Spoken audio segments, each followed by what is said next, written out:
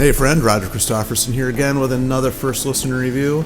I wasn't actually going to do a review for this one because I figured nobody really knows who these guys are, but then I thought, I don't care. I like these guys. There's probably a few other people out there that like them. Obviously, they're still making albums. This one being album number 16. It's the band Royal Hunt. It's called Dystopia Part 2. Now, these guys have been around for quite some time. I actually discovered them somehow, I don't even remember how, way back in the late 90s, maybe early 2000s, I don't remember exactly, but I remember stumbling across a couple of their albums, and actually Land of the Broken Hearts, their very first album, was somehow the first one I ever got, even though that was released in 92. I know I didn't end up getting it till like late 90s, early 2000s, I actually don't remember, but that somehow I ended up buying. I used to go to a lot of these used CD stores. There used to be those around, actually, and I used to love going and just digging through stuff, seeing what I could find, and found this band, and I was a fan instantly.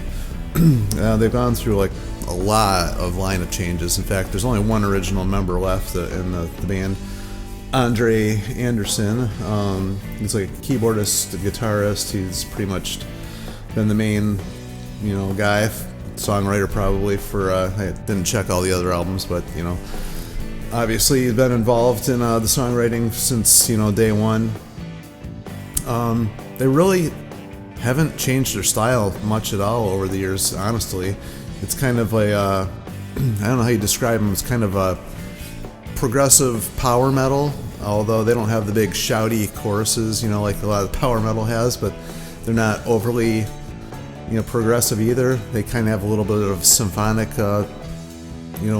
sound to them a little bit too. A lot of keyboards and big vocals, background vocals and stuff. Like the choir singing in the background a lot of their stuff. But just a really good, solid band.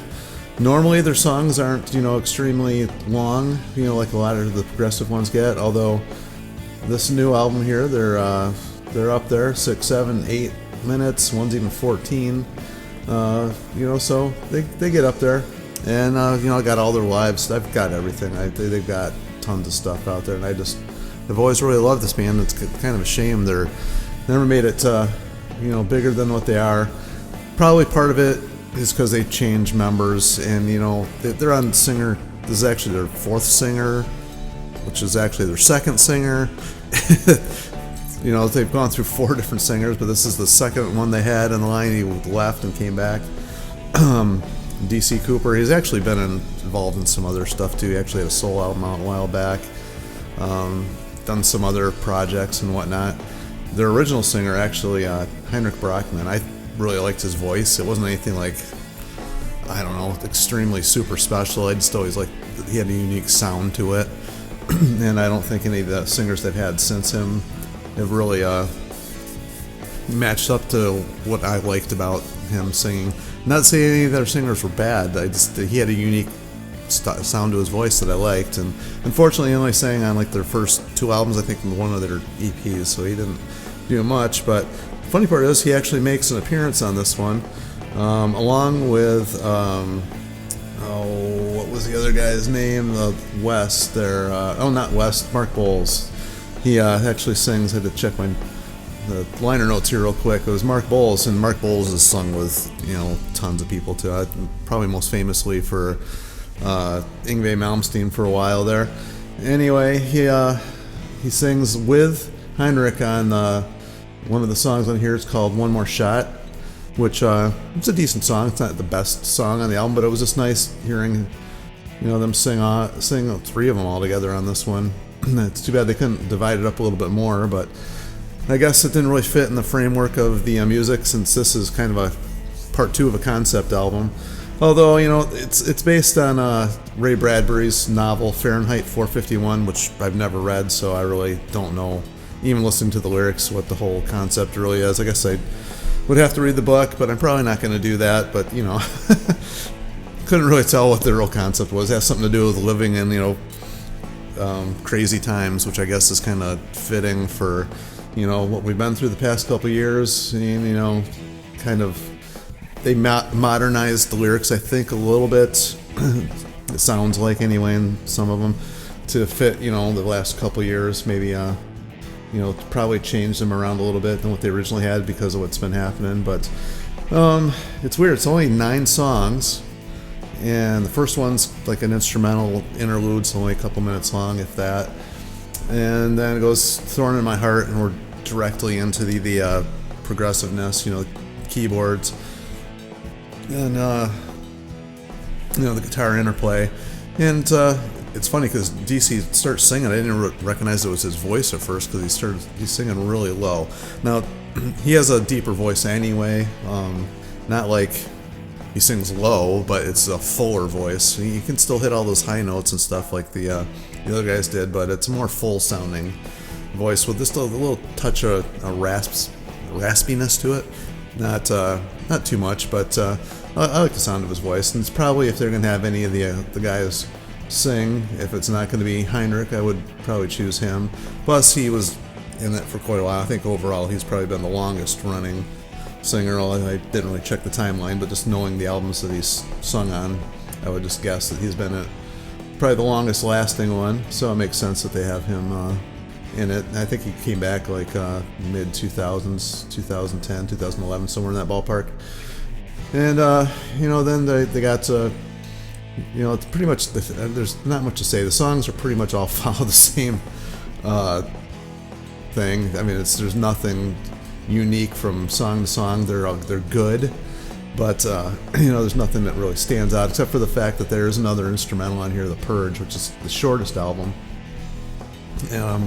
Which I really enjoyed that one. It's a instrumental. You hear the kind of the battling back and forth between the keyboards and the guitars, which I thought was pretty cool. We don't hear that a whole lot anymore anyway.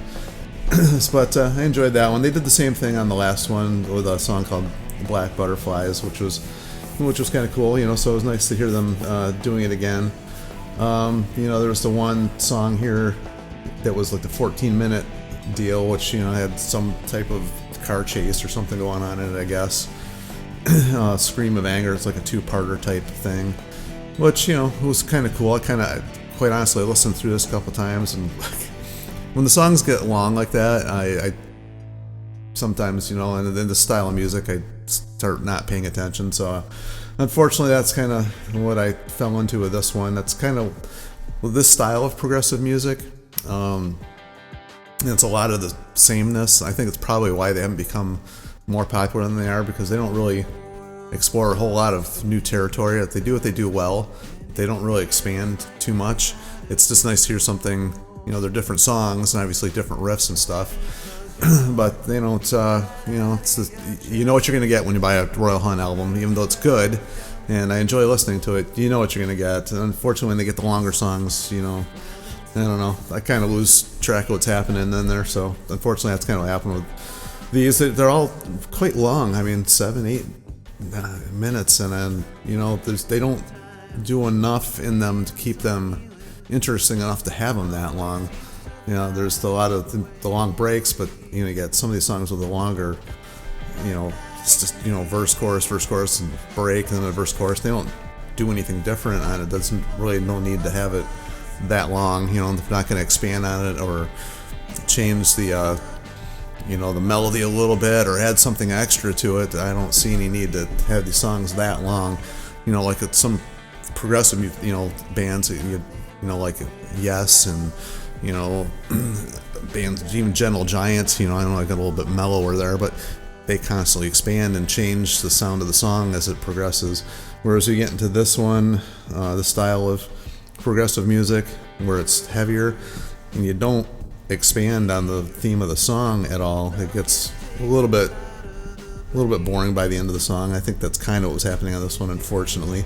So I like some of the earlier stuff because the songs were a little shorter, and since they don't really expand on what they're starting out, it doesn't get boring. But anyway, so I mean, if I was to rate this one, especially compared to the catalog that they have, I'd probably rate it about a 7 out of 10, only because they probably could have added a couple more songs and shortened down the ones they had here, since they really didn't do anything special with them. They could have probably added something different into it. I think they didn't really do that. But other than that, it was a good listen. I enjoyed it. I mean, I would listen to it again. I wouldn't turn it off. But you know, Royal Hunt, you're gonna get what you know what you're gonna get. So anyway, if anybody out there likes this band and has anything to expand on, has heard this, it's got something to add to it that maybe I missed, feel free to comment on down below. I don't want to make this one too long because I figure there'll be a whole lot of Royal Hunt fans out there, but you never know, so I may be wrong. Feel free to like, subscribe, share, all that fun stuff like I always say, and talk to you guys on the next one. See you.